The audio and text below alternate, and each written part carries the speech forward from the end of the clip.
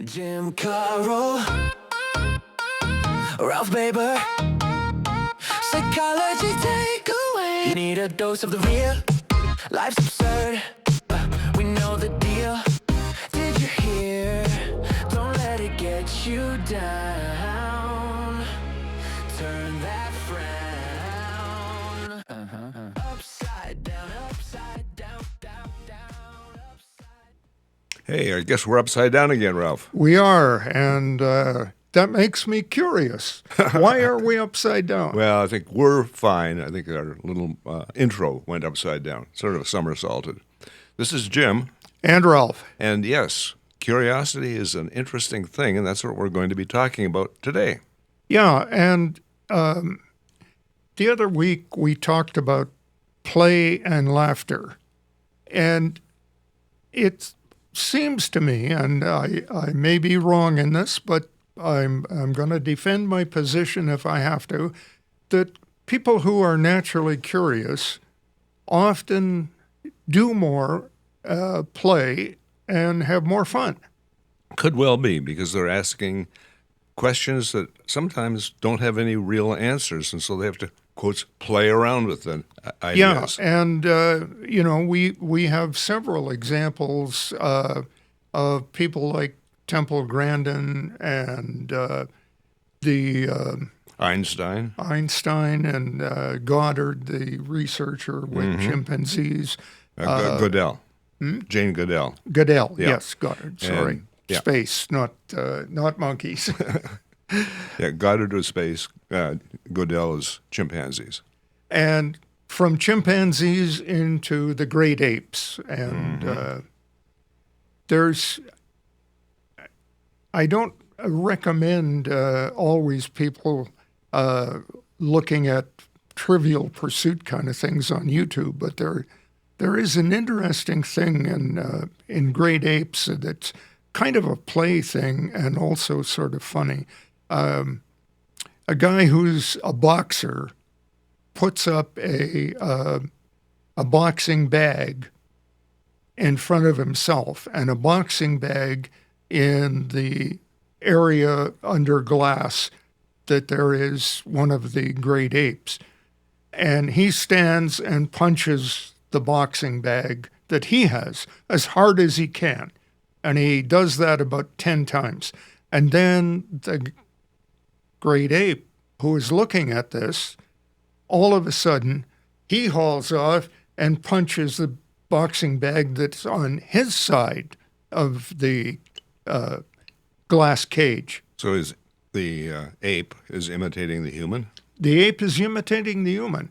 The only difference is the guy punches the bag and it moves a little. The great ape punches the bag and it goes so far forward that it smashes the glass of the cage. Because great apes, their musculature and their ligament structure is such that they're anywhere from 5 to 7 times as strong as a human for given mass. We're talking about gorillas and things like that. Gorillas, yeah. Okay. So, So there's something funny about this? well, in the moment when the boxer is standing there with his eyes about the size of saucers, it was pretty humorous. I guess we'll have to bring in some technicians to make the glass a little stronger next time, right? We will, yes. Okay. Or don't teach violent things to a gorilla. Gorilla, yeah. No, So, some of the I went to chat to ask the question, what are some good examples of people using curiosity? And they came out with the ones that you've mentioned before, Jane Goodall. Stephen Jobs is a good example. Apparently he said something, I wonder what would happen if we could make technology more human. And, we went from computers that were huge and, just would fill up a room like this to computers that were in our hand, and then computers that, will talk to you a little bit, to artificial intelligence, which sometimes we can't tell the difference between the human and the AI. there's an interesting thing, Jim, that has just come out, and that is that I think it's now 4 researchers into AI have quit the companies that they were employed by, arguing that the company is pushing AI too fast. Well, it certainly is moving along, no question. Yeah, I And was looking at Super Bowl commercials the other day. During the Super Bowl, you could tell some of them, or I think you could tell some of them were AI generated, but certainly a lot of commercials said empowered by AI, and we'll help you do your taxes, we'll help you, yeah. whatever. So AI it's here. We have to learn how to use it. And so the thing, I guess, to me is that if you are a cybernetic engineer and you're working with AI and you're worried that it's going too fast, do you quit or do you say to the company, Let's look, develop some ethical guidelines. yeah, let's work on this so that we don't end up way over our heads? And, one of the things that we look at that people fear today, a lot of people say, I'm worried about AI. I'm worried about it, taking over the world and, becoming our ruler. Well, I don't know if that's likely to happen, but I can tell you that probably it could. Yeah. In the past, we've seen it. If people are willing to let dictators do their thing, that's. I can't see the day that we're going to, quote, stand up to AI, but, we can, hey, how about unplugging it? Yeah. Well, Yeah, that would be like killing somebody, right? yeah. And we all remember Cyberdyne and, the Arnold Schwarzenegger series. Only Now- some of us remember that, Ralph. Academic achievement is one of the good things for children who are curious. In fact, curious kids, like creative kids, are often quite well motivated academically. However, there is a downside to that. Creative kids like you or me, or curious kids like you or me, sometimes aren't motivated academically. Well, we certainly were not motivated in one of the classes we were in together in elementary school. Mr. Shaw's 5th grade class.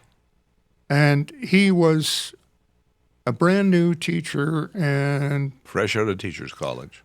had probably not as many skills as the teacher in grade 6 that we graduated into had, and she knew how to round us up and head us in the right direction. Yeah, but no, he hey, Ralph, we have, I guess, truthfulness. You and I in 5th grade, we were criminals. Today we'd be suspended so fast, with these zero tolerance things. We would he'd sit us at the front, close to him so he could, hit us with his ruler. But by the end of the day, you or I, or both of us, would squiggle our desks back to the far corner of the room, where the only interesting thing was a sad goldfish, just sort of sitting there in a tank. But, as we were squiggling away, we would slap people and tear up the classroom. And the other thing, of course, is that eventually, by about halfway through the time to Christmas. Yeah, about October. We've been in school since September, and this guy doesn't know how to handle these 2 guys. He said, okay, I'll make a deal with you. You 2 guys and these 3 guys who are not quite as bad as you are, but they're pretty bad. Doherty, Ainsley, and guys go to the back corner, sit there. The school library was there. You sit there and stay out of my hair, and I will make a deal with you. Yeah. You don't interrupt the rest of the class, and We won't interrupt you. we won't interrupt Yep. you. Now, And- as it and- happened, Yeah, go ahead. that period, I learned probably more in that the next 6-8 months than I did in any grade in public school, because I read everything in the library, including all the Boys Life Boy Scout magazines. Yeah, and- the Field and Stream, and so we were building bridges in our heads, and we were learning about animals in other parts of the world, and hey, the teacher wasn't bothering us, and we weren't bothering the class. yeah. So Kinda reminds me of a we were book. curious kids, just not in the way that fitted the regime. Right. Okay. And so we can say, well, there was skill development there, not the skills that they wanted us to learn about memorizing the 5 times table, but, and probably not so much social and emotional growth, because we still hung a kid out the second-story window by the heels. Yeah. That would have got us not suspended, but jail time. Jail time. Yeah. And maybe brain development, I don't know. Well, certainly, it was an interesting 5th grade year, and like you said, the next year we went on to Mrs. Dennis, and she brooked no nonsense in the class. I can tell you that. No, and I still know the 7 times table thanks to her sitting me in the front row after class and saying, and you will know this by the End of time the I day. let you go. Right. Or I won't let you go. Yes. Yeah. No social promotions in those days, right? Not a prayer. Okay. I'm getting curious about these buttons in front of me, so there we are. We're both together again. Okay. Oh, good. So there are some barriers, though, to being curious. Yeah, I suppose that's true. I mean, if you're too curious, are you deviant? Well, that's one, but, there's also the fear of failure or judgment. Mm-hmm. So somebody tells you you got the wrong answer. They told me that lots of times. Okay. 2 and 2 is not 4. 2 and 2 is 5. What do Yeah. you mean by that, Jim? Well, you take 2 people and 2 more people, and they can do the work of 5 people. That's synergy. Well, synergy doesn't count in 5th grade. Unfortunately not, no. Well, one of the other things is, and this applies to our little sidebar about AI, and that is technological over-reliance. Mm-hmm. So if you're curious and you go to a computer or you open up your phone and you say, AI, give me the answer to this question, it will give you an answer. If you say, is that all? It might give you more. Mm-hmm. But is that answer always the best, the most correct? Down at the But- bottom of chat, it says AI or chat can make mistakes. Check your work. Bless So you. the thing about that is, okay, if that's all you do, then that's technological over-reliance. All right. I have an answer. Mm-hmm. Well, I started out at Michigan Tech, Sioux Branch. I was going to be an electrical engineer, and we had to, in fact, with physics, we had chemistry as well, and we had to memorize the periodic table. And somebody said to the prof, "Why do we have to memorize this? Why? Because we can just look it up." And the prof said, "Well, you may be in a situation someday where you don't have the book, to look it up. So you better know the valences of these, elements." Same thing with our slide rule. We had slide rules back in the day. Why do we have to use a slide rule? Because Texas Instruments was coming out with this thing called a calculator. We can just use a calculator, and he said, "Well, You might not have it. Might not have it. The battery might wear down, whatever. So, and I'm sure that people prior to us thought that we were cheating by using the slide rule. You should be able to do mathematics in your head, Yeah. but not the kinds of numbers that we're seeing. I was thinking about curiosity and practical applications. It seems to me I heard the story once of the chef that had to cook a dinner for Napoleon, and they were running out of food. So if you're supposed to make a dinner for the emperor of the world and you don't have a lot of food, just have some vegetables and some chickens, what do? It's off with their head. Well, the chef took the chicken, that's what he had, and took the tomatoes, and that's what he had, and some spices, maybe probably garlic and stuff. Cooked the chicken and threw the tomatoes in, and Maybe a little wine also. yeah, I'm sure there was a little wine involved. Like Julia Child said, I cook with wine. Sometimes I even put it in the food. So they combine all of this, and what do we have? Chicken cacciatore. Right? Yeah. Okay, so there's curiosity that is, I suppose, motivated by necessity. What would happen if? What would happen if? Yeah. And, I look at it and think, okay, how do we encourage curiosity in either adults or most particularly children? Well, one of the ways is to develop protecting boredom and unstructured time. Okay, now unpack that. Well, one of the things for a lot of kids today is, I'm bored. well, I'm bored. But the thing is that a lot of parents say, I can handle that because they're going to have Boy or Girl Scouts, they're going to have skating practice, they're going to have blah, blah, blah. And the next thing you know, every day of the week is filled up.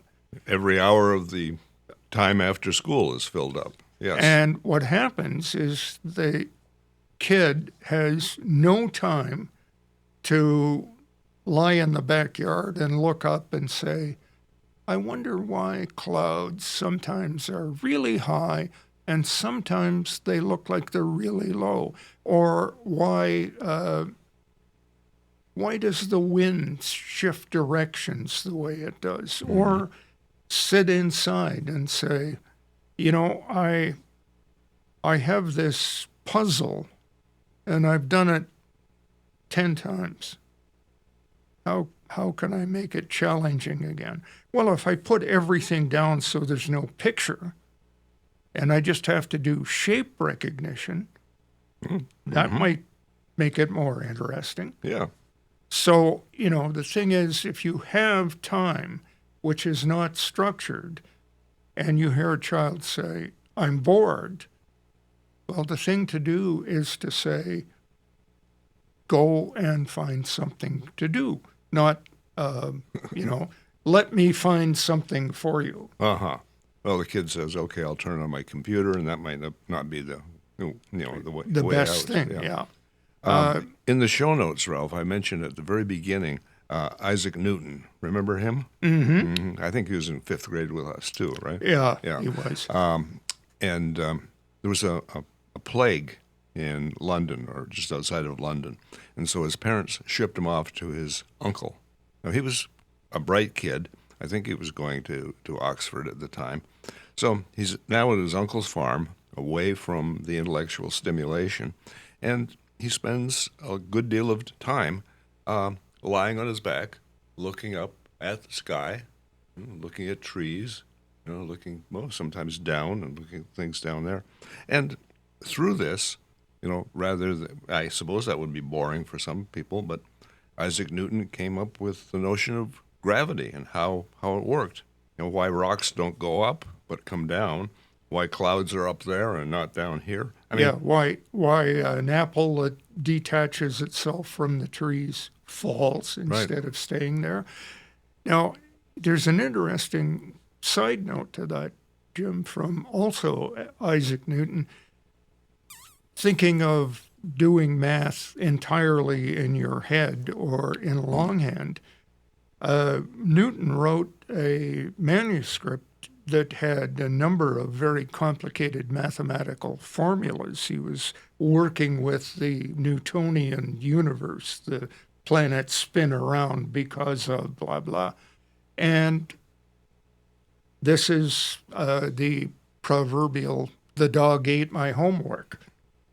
His dog, called Mischief, ate his treatise, which was written in longhand on parchment. And Isaac looked at the dog and said, "Oh, Mischief, Mischief, how little you know what damage you have done," rather than getting a big stick and beating the dog. But that treatise was on. There was a time when we didn't have automatic save. Yes, indeed.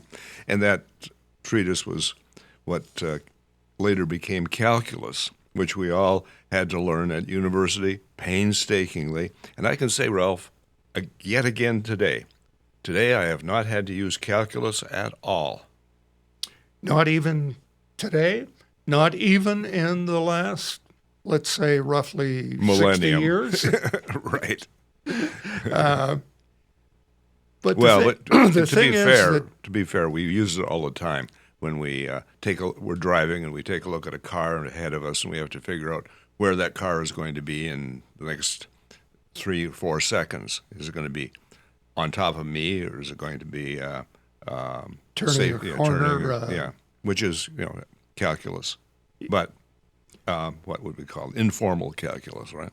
Yeah, and the thing is, your mental system. The wonderful thing about being a humanoid or a human, rather than, let's say, a great ape, is we can do that calculus without having to get out our slide rule and say, "Let me see," and by that time you're wearing the other car as a hood ornament. Okay, it's about time to do a shameless commercial here. Okay, I'm holding up this book, and now I'm going to see if I can get the camera to come in on it. There we go. Oh, wow. Okay.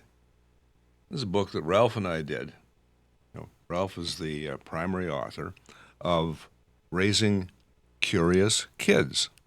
And when you go down into Learn More, you will see the Amazon link, for the book, and it is available.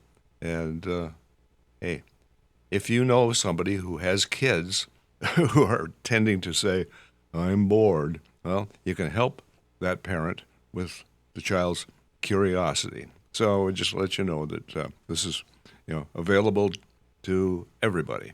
So simple tools to nurture wonder, exploration, and lifelong learning. I suppose the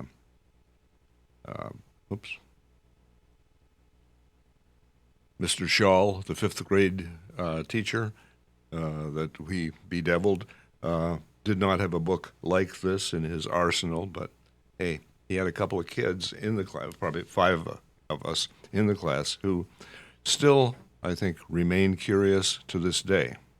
Yeah, and in fact, a good example of that, or at least a more recent example, is on our way here, I was talking to Jim about the flu epidemic of 1918, which did not receive anywhere near the publicity of COVID-19 did in 2019 and 2020.